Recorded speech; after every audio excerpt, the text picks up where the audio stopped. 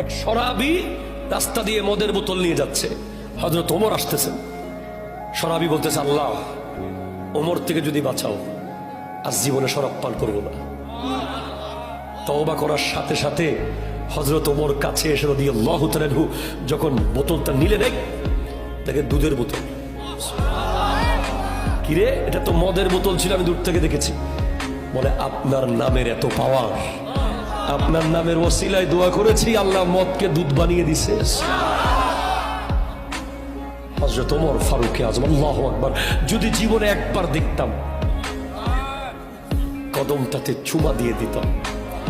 কি বীর পুরুষ ইসলামে ছিল, যার এক হুঙ্কারে 22 লক্ষ বর্গ মাইল মুসলমানদের আন্ডারে চলে এসেছে।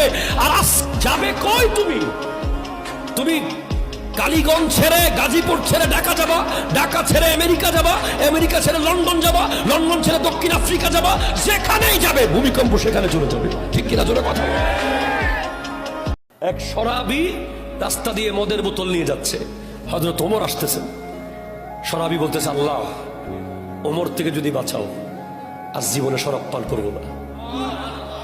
তওবা করার সাথে সাথে হযরত ওমর কাছে এসে রাদিয়াল্লাহু তাআলা আনহু যখন বোতলটা নিলেন, দেখে দুধের বোতল।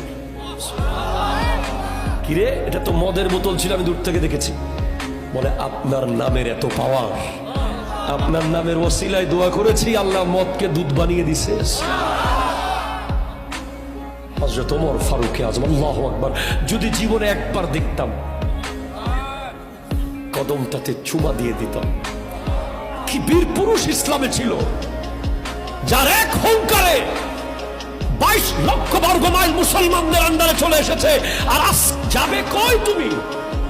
তুমি কালীগঞ্জ ছেড়ে গাজীপুর ছেড়ে ঢাকা যাবা, ঢাকা ছেড়ে আমেরিকা যাবা, আমেরিকা ছেড়ে লন্ডন যাবা, লন্ডন ছেড়ে দক্ষিণ আফ্রিকা যাবা, যেখানেই যাবে ভূমিকম্প সেখানে চলে যাবে। ঠিক কিনা জোরে কথা।